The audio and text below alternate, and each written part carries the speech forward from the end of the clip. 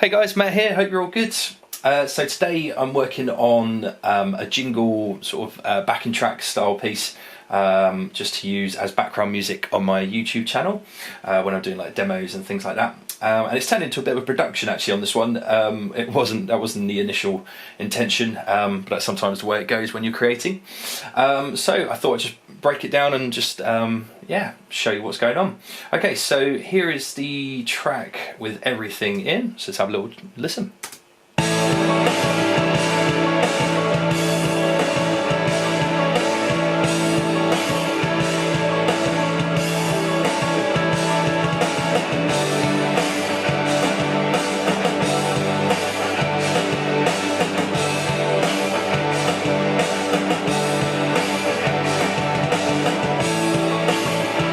Okay, so it's just on a loop really, just doing the same thing over and over again, as it's just sort of going to be background music. But yeah, there's quite a lot going on here, so I thought I'll run through what I've done. So here is the sort of guitar idea that sort of kick-started this particular one. So here's the original guitar part that I came up with for this. Here it is.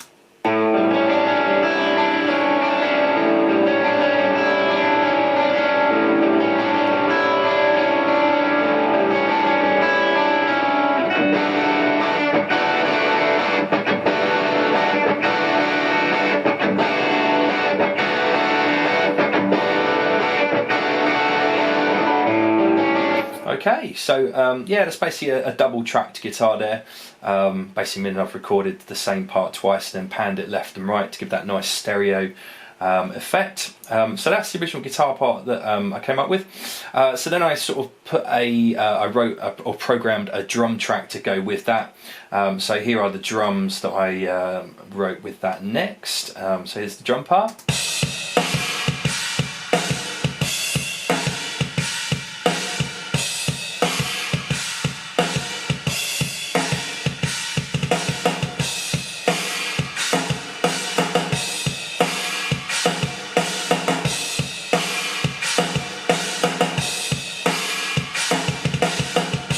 So it's just following the sort of similar kind of groove that I had going on that guitar line.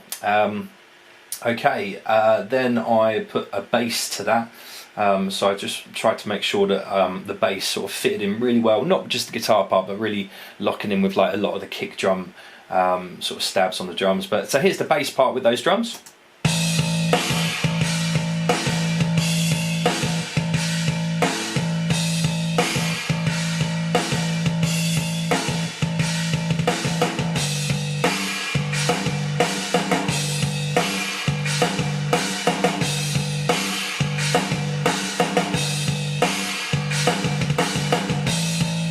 Alright, it's actually a really simple idea that I've gone for here, but because I've done a lot of layering, I guess I've tried to give the illusion that it's perhaps more complicated than it actually is. But there we are. Okay, so with the original guitar line or guitar part I came up with, via that back in now with the drums and bass, you got sort of the main idea really here. So.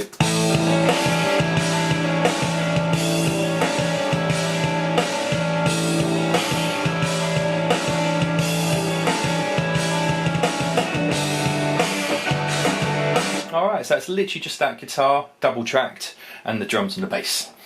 Nothing else yet. Alright, so if we go over to the next bit that I started adding in, which was actually some strings. Okay, so here are the strings on their own, all together. Here we go.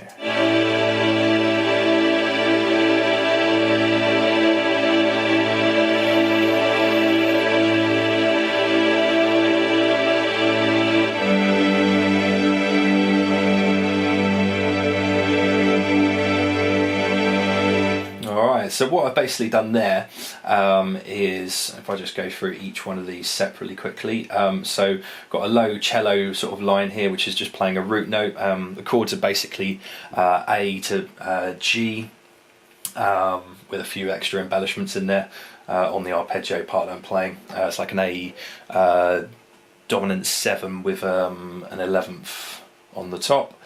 So here's the cello root note. So this is just going from an A, down to a G.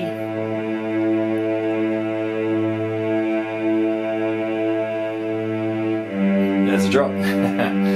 Okay, cool. So then on top of that, I've just added in another root note, but in the higher sort of register. So once you add that in, you get this. Okay, so it's quite low in the mix, that higher root note, because it's a higher frequency. It will stick out more in the mix. So I tend to drop like the higher notes down a little bit in the mix. Okay, so yeah, both together again. If I take the higher one out, hear quite a big difference there. Okay, then I added in a major third to that, so over the A chord, basically adding in a C sharp, and then when it drops down to the G chord, it will drop down to a B. So here's that added in this time.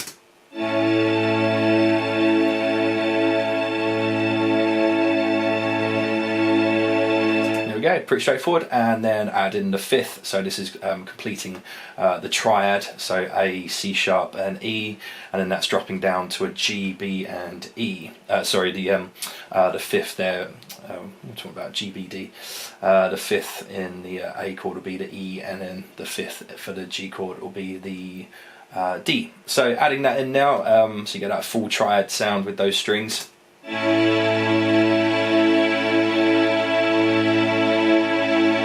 There we go.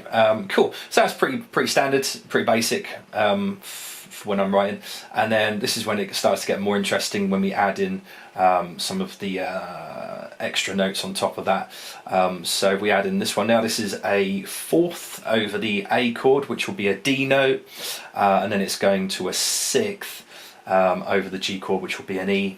You could also look at that as an 11th to a 13th. So let's add that in, and you'll instantly hear it starts to get a bit more interesting now with the texture.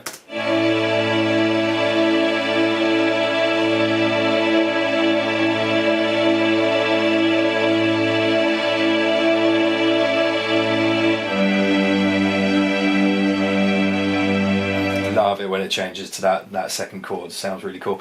Okay, and then the last one on top of that, I've just added in a seventh over the A chord, so that's a dominant seventh, so that's going to be a G, and that's going to a ninth when it changes to the G chord. So so those notes are going from G to and A. There we go. Basically the opposite way around of the root notes, but the way they work with the chords. So the seventh over the A chord, the G, so that gives the dominant seventh sound. You'll hear that as soon as that comes in. And then the ninth, which is going up to the A over the G chord. Anyway, here's what it sounds like.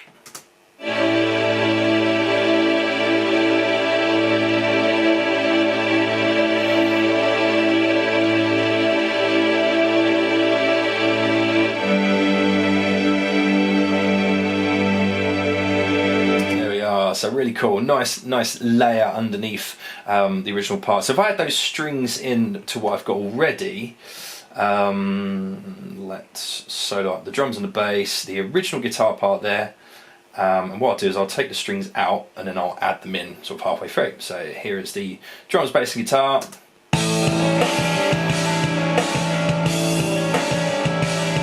And then with the strings.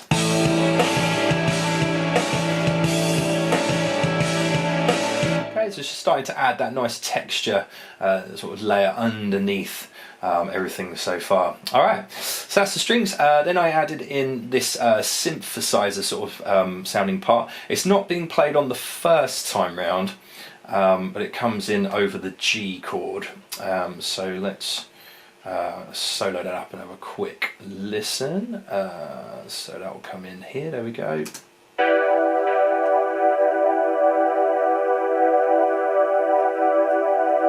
There we go, so yeah, pretty straightforward, just a sustaining sort of synth line. But if I put that in with these strings,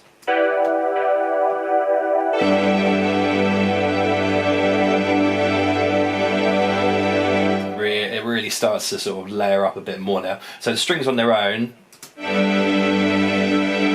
then with that synthesizer, starting to really really sort of take shape. Okay, then after that, once I added in those string parts, I then went back to sort of coming up with some more guitar parts. So I came up with 3 other guitar parts to go with the original one. So here is the next one that I added in for sort of layers and textures. This is a fairly straightforward part, it's not that complicated. It's more of a strummy, sort of high chord sounding part, but anyway, here it is.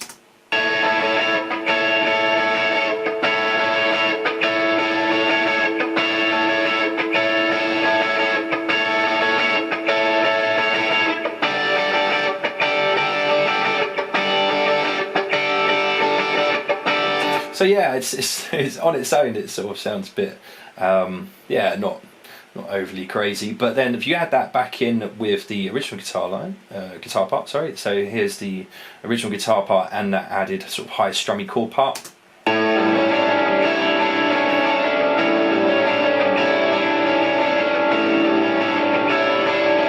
Okay, if I take that out and just hear the original guitar line again. Adding it back in.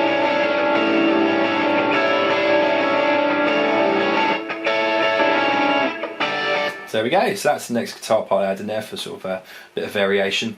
Then I just came up with this little sort of heavy guitar part, which sounds like this.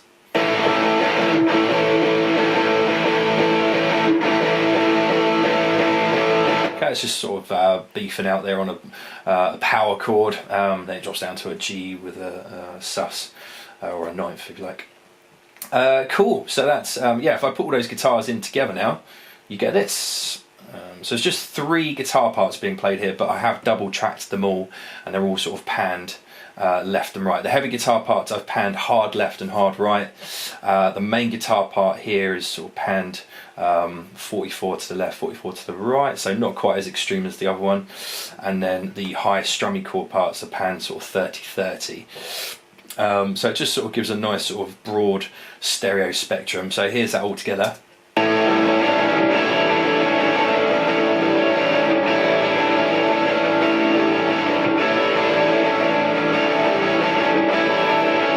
Okay, now often what I do when I've got like a main guitar line, like that arpeggio idea that I came up with, I'll often double that up with a piano part doing the same sort of thing.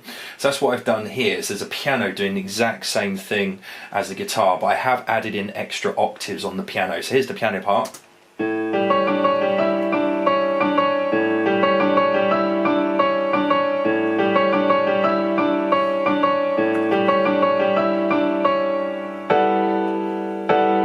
So yeah, so as I say, it's doing exactly the same thing as the original guitar line, but I've added in 2 other octaves to it. So here's the same pitch as guitar here. I just highlight the MIDI. So that's all of that there. Then I've added an octave on top of that, which is this bit, and then another octave on top of that, which is this bit.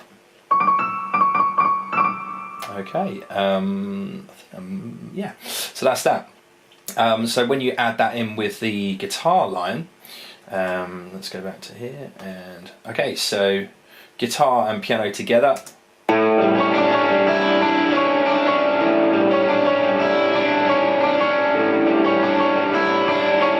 Okay, guitar on its own without the piano. And added it back in. Without. Back in.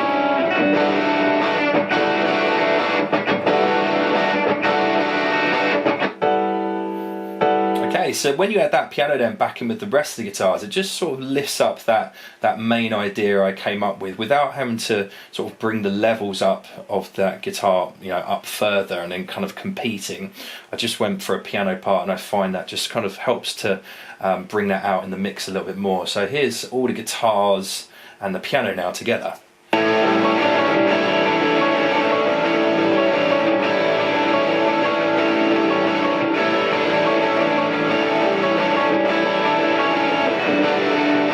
Okay, so what I'll do now is I'll just solo up the drums. I'm just going to add in each part as I go. So I'll do the drums first, I'm going to add in the bass, I'm going to add in the main guitar part, then the high guitar part I came up with, the heavy, and then I'll put the piano in, and then we'll put the strings in after that. So here's the drums,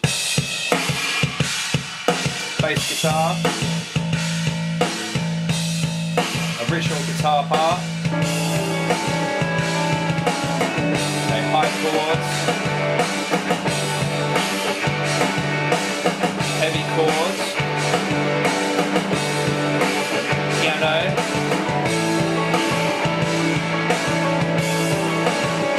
and the strings and the synth.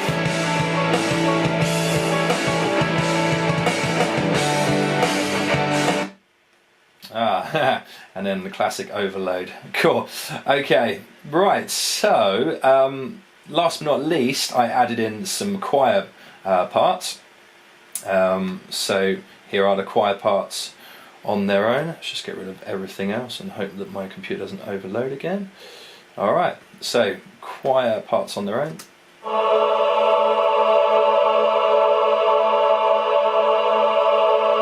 Check out as it changes in a moment.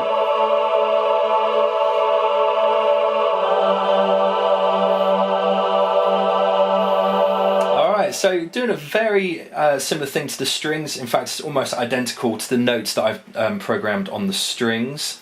Apart from, let me just check this one because I think I put in a ninth. Yeah, cool, there we go. So rather than doing a seventh up here, I did a ninth to a ninth rather than a seventh to a ninth. Anyway, so yeah, but pretty much just doing the same thing as the strings, but it's a different sound and again a different texture. So when we add those vocals and the strings and the synth together, you end up with this really nice sort of texture underneath everything else. So here it is all together with those strings and harmony vocals.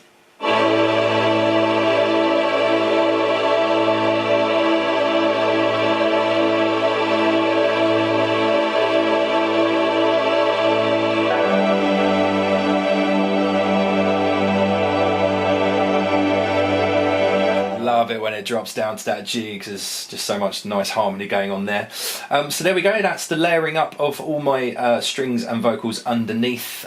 So all together now, here it is.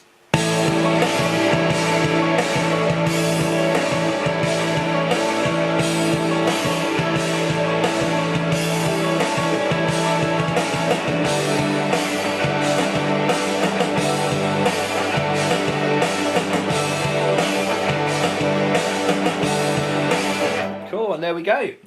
Thanks for watching. Hope you enjoyed that little insight to my jingle. Cheers, bye.